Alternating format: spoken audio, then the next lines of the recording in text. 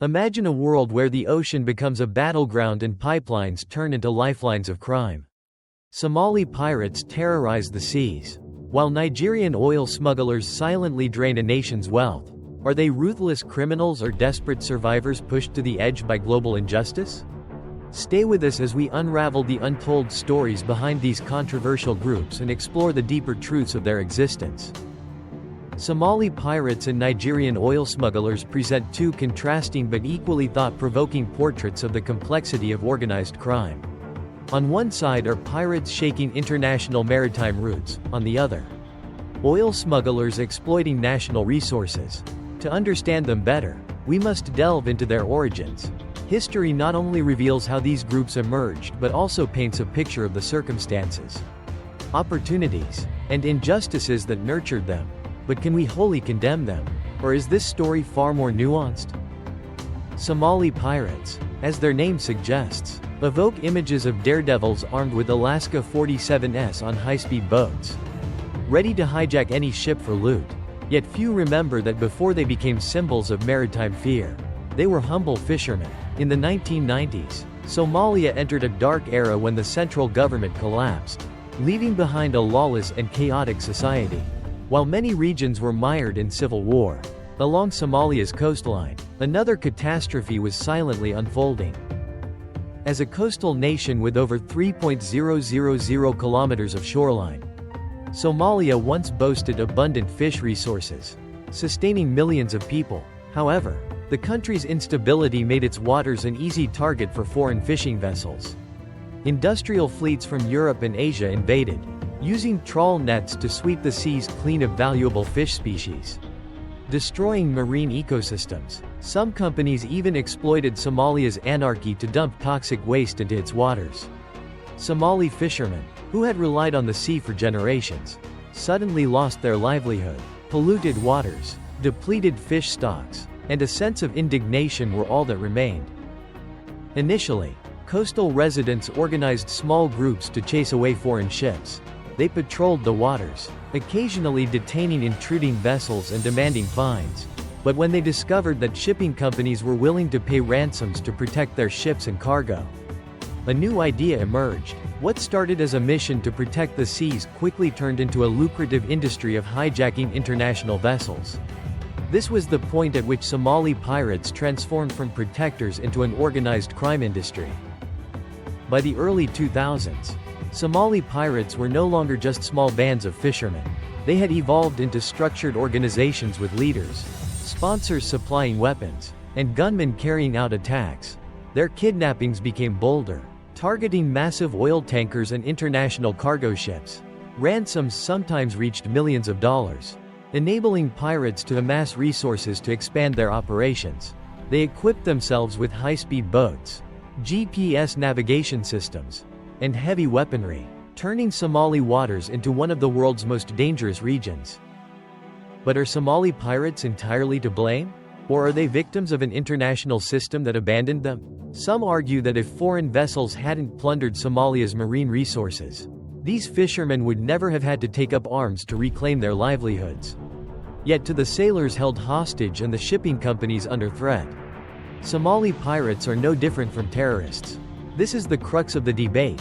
Are they reckless criminals or products of injustice? In contrast to Somali pirates, Nigerian oil smugglers operate not on the seas but underground. Oil is Nigeria's greatest natural gift, but instead of bringing prosperity, it has become a source of poverty, instability, and corruption. As Africa's largest oil exporter, Nigeria has earned billions of dollars from this resource. Yet in the Niger Delta, where most oil reserves are located, people live in deprivation. Polluted water, toxic emissions from oil rigs, and degraded farmland have left the region barren and uninhabitable.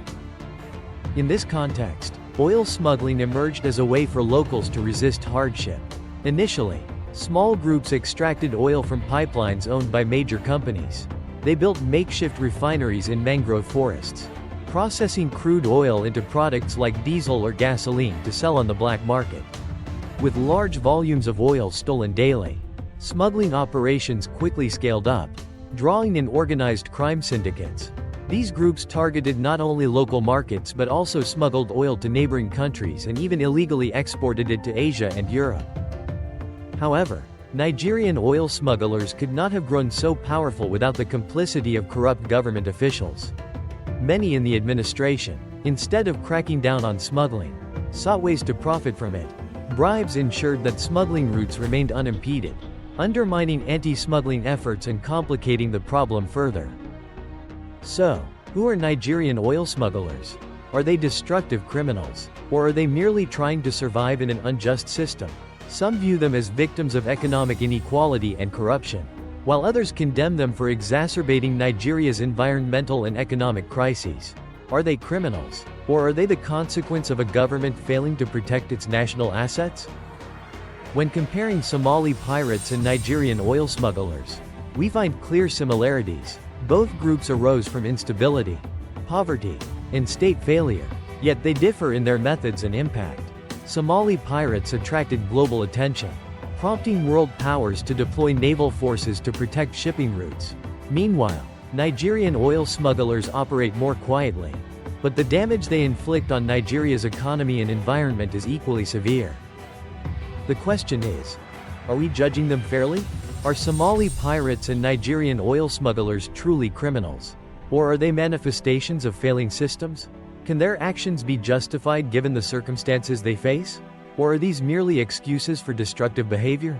These are questions we each must answer for ourselves.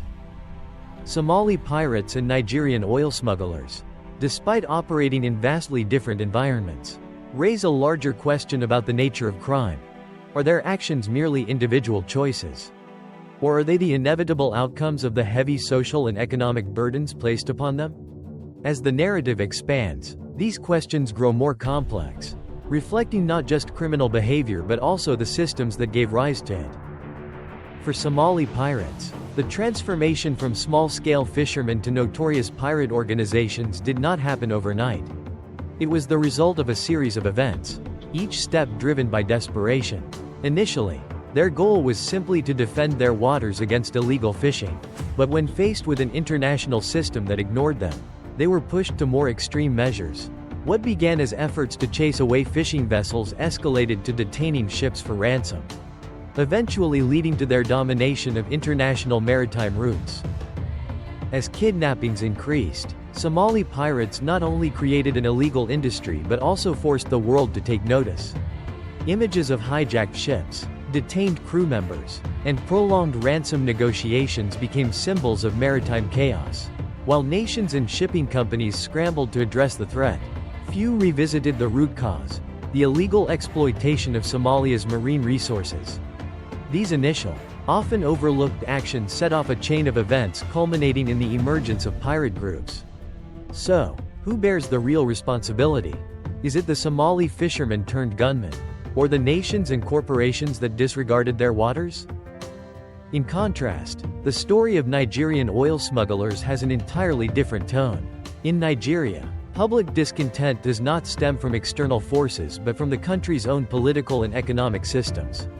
Nigeria's oil wealth, which should have been a catalyst for development, has instead bred corruption, inequality, and environmental degradation. Communities in the Niger Delta, where most of the oil reserves lie, have watched their land become a wasteland, unsuitable for farming, fishing, or basic survival. In this context, oil smuggling emerged as a form of resistance, abandoned by the government and unable to benefit from the resources beneath their feet. Locals sought to reclaim what they believed was rightfully theirs. Initially, smuggling operations were small-scale and survival-driven, but much like Somali pirates, Nigerian oil smugglers quickly evolved into large-scale criminal enterprises. Pipelines were tapped, crude refineries popped up, and shipments of stolen oil quietly crossed borders, destined for foreign markets. The critical point in the Nigerian oil smugglers' story lies in their deep ties to corrupt officials. This covert collaboration created a smuggling network that is difficult to dismantle. Bribes flowed steadily to those in power, ensuring that smuggling routes remained secure and operations continued unchallenged. This makes the narrative of Nigerian oil smugglers not just about impoverished citizens, but also about a deeply corrupt political system. But are all those involved in oil smuggling equally culpable? To many Nigerians, oil smuggling is not a crime but a necessity for survival. When farmland is poisoned, rivers are polluted with oil waste, and the government offers no support, what other options do they have? Yet, the consequences of oil smuggling cannot be ignored. It undermines Nigeria's economy and exacerbates environmental destruction, trapping the nation in a vicious cycle of poverty and instability. The major difference between Somali pirates and Nigerian oil smugglers lies in how they are perceived on the global stage. Somali pirates, with their attacks on international ships, became the focus of global anti-piracy campaigns. Many nations deployed naval forces to Somali waters to protect shipping routes. The media prominently featured Somali pirates, turning them into symbols of maritime danger. Nigerian oil smugglers, on the other hand, operate more quietly, with their impact largely confined to Nigeria. Yet, when considering the economic and environmental damage, are their effects truly less significant than those of Somali pirates? Both groups pose a fundamental question about the relationship between crime and circumstance. Somali pirates are the product of external exploitation, while Nigerian oil smugglers reflect internal systemic failure. Regardless of the cause, both illustrate that when fundamental issues go unaddressed, crime becomes the alternative. This prompts us to ask, where does the responsibility of the international community and governments lie in preventing such groups from emerging? And can the root causes be resolved before they escalate into global issues? The stories of Somali pirates and Nigerian oil smugglers are not just tales of crime but profound lessons about injustice, poverty, and human reactions to desperation. The question is not where their criminality began but whether we can address it at its roots. Somali pirates and Nigerian oil smugglers are just two examples. But through them, we see a world where injustice and despair can push people to act beyond the boundaries of law. Looking deeper into Somali pirates and Nigerian oil smugglers, we see that their existence is not merely a result of circumstances but a stark reflection of how societal and economic systems failed to support the most vulnerable communities. These two narratives, when placed side by side, not only compare different models of crime but also expose the nature of power, inequality, and how desperation is converted into action. Somali pirates, as discussed earlier, began as coastal residents striving to protect their livelihoods.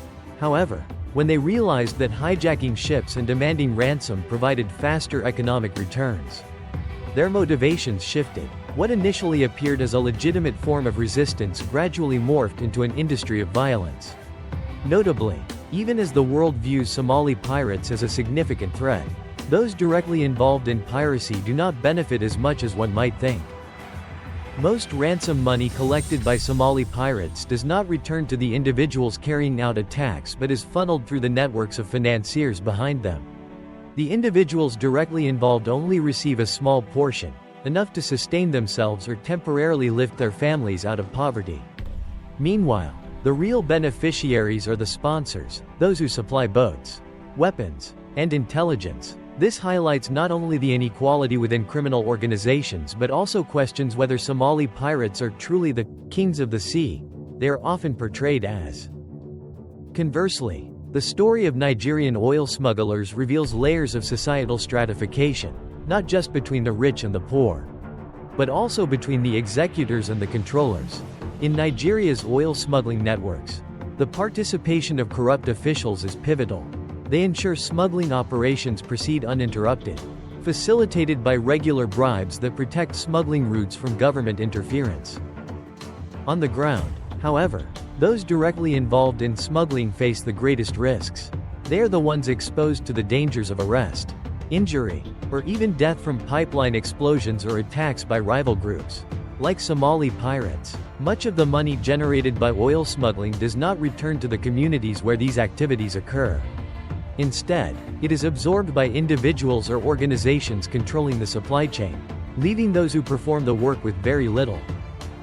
An intriguing aspect of comparing Somali pirates and Nigerian oil smugglers is the international community's reaction to each. Somali pirates, due to their direct impact on international shipping lanes, attracted immediate attention. Countries such as the United States, China, and several European nations deployed naval forces to Somali waters to protect vessels and mitigate piracy. This intervention, while necessary in the short term, did little to address the root causes of piracy. Instead, it pushed Somali pirates into increasingly desperate activities, as they faced stronger naval forces with no alternative livelihood options. In contrast, Nigerian oil smugglers, whose operations are primarily domestic, have not drawn similar international attention. This creates a paradox. Somali pirates, with their symbolic attacks, are seen as a major threat, while Nigerian oil smugglers, responsible for billions of dollars in annual losses and severe environmental destruction, are regarded as a domestic issue for Nigeria. This disparity not only reflects how crime is shaped by its scale and scope but also reveals how international priorities influence problem-solving approaches. Another critical aspect is the social impact these groups have on their communities. In Somalia, the rise of piracy has created an unusual economic cycle. Ransom money not only sustains pirate groups but also flows into local economies, creating a dangerous dependency. Coastal communities in Somalia have come to rely on piracy for survival, even as they recognize it as a source of instability and violence. Similarly, in Nigeria, oil smuggling has given rise to an underground economy, involving thousands of people in its supply chain. However, as in Somalia, this dependency on illicit activities has long-term consequences. It not only undermines Nigeria's formal economy but also stifles opportunities for sustainable development. Communities in the Niger Delta suffer not only from environmental degradation but also from being trapped in a system that prevents them from escaping poverty. Through this lens, Somali pirates and Nigerian oil smugglers are not merely criminal groups but symbols of larger systemic failures. They are products of systems that failed to protect the most vulnerable and reminders of the consequences of injustice and exploitation. While their actions can be debated, the bigger question remains: how can societies and governments prevent such groups from forming in the first place? Somali pirates and Nigerian oil smugglers are not isolated stories. They are pieces of a larger picture of how poverty, inequality, and desperation perpetuate endless cycles of crime. Somali pirates and Nigerian oil smugglers represent two distinct forms of organized crime. Yet, when examined closely, they are fragments of a larger picture of instability, poverty, and governance failure. Both groups are products of harsh circumstances, where people face realities that offer no escape. Instead of being shielded by effective legal systems and management, they are pushed to the edge of desperation, where the only means of survival lies outside the boundaries of the law. What makes Somali pirates and Nigerian oil smugglers particularly striking is not just their origins, but the profound impacts they have on their communities, nations, and the world at large. In Somalia, the rise of piracy was not merely a local phenomenon. It quickly garnered global attention due to daring attacks and their significant repercussions on the international economy. The Gulf of Aden, a critical maritime route where over 10% of global trade passes, became one of the most dangerous regions in the world. Hijackings, months-long hostage situations, and exorbitant ransoms turned Somali pirates into a symbol of maritime fear. But are they entirely deserving of condemnation? Those involved in pirate groups are often not bloodthirsty or reckless by nature. They are ordinary individuals abandoned in a society devoid of opportunity. When foreign fishing vessels invaded and destroyed their livelihoods, they had no choice but to fight back. However, what began as the defense of their waters soon spiraled into violence and greed. Sponsors, recognizing an opportunity born from desperation, provided weapons and support, enabling small groups to evolve into organized crime networks. This did not only escalate attacks but transformed piracy into a genuine industry, where profits took precedence over any initial justification. In contrast, Nigerian oil smugglers operate in an entirely different context. While Somali pirates target international vessels, Nigerian oil smugglers exploit their own nation's resources.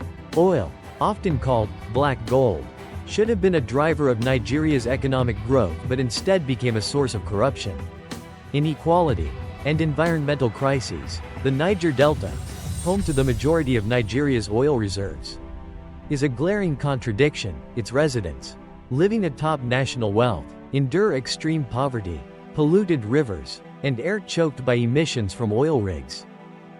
This discontent gave birth to oil smuggling. Feeling excluded from the benefits of their nation's resources, local communities began reclaiming what they believed was rightfully theirs. They tapped into pipelines, extracted crude oil, and refined it in makeshift processing facilities to sell on the black market. Initially, these operations were small-scale and survival-driven, but they quickly evolved into complex networks involving large criminal organizations and corrupt officials. The enormous profits from smuggling not only sustained impoverished communities but also consolidated the power of those controlling these networks.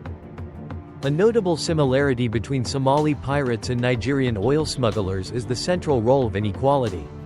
Those directly involved in these illicit activities, whether hijacking ships or tapping pipelines, rarely see substantial rewards.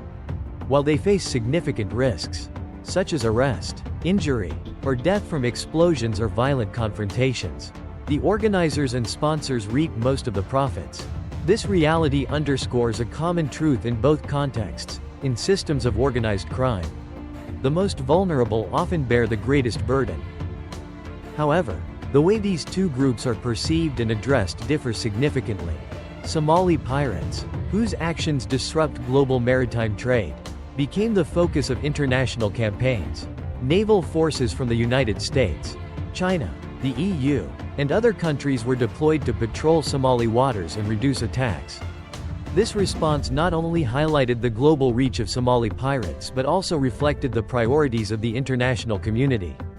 When the economic interests of powerful nations are threatened, substantial resources are mobilized to address the issue. In contrast, Nigerian oil smugglers, despite causing billions of dollars in losses annually and severe environmental damage, have not received comparable attention. Their activities, largely confined within Nigeria, are considered a domestic issue. This raises a critical question. Why is the harm to a developing nation deemed less significant than the disruption of global trade routes? Does this disparity reflect a prioritization of the interests of powerful nations over the struggles of a developing one? In their own ways, Somali pirates and Nigerian oil smugglers force the world to confront uncomfortable realities. They are not just criminal groups but products of unjust systems, where poverty and inequality drive desperate actions.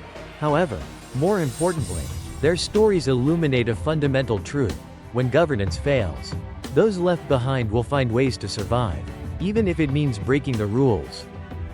Ultimately, the question is not only how to stop Somali pirates or Nigerian oil smugglers but how to address the deeper issues that led to their emergence. Their stories are not just warnings of the consequences of injustice but reminders that without meaningful change, similar groups will continue to arise, whether in Somalia, Nigeria, or elsewhere in the world. The stories of Somali pirates and Nigerian oil smugglers challenge us to question what we define as crime and what we consider justice. Are these groups simply exploiting weak systems? Or are they exposing the cracks in global governance and resource management? We'd love to hear your thoughts. Do they deserve condemnation, or should we look deeper into the systems that created them?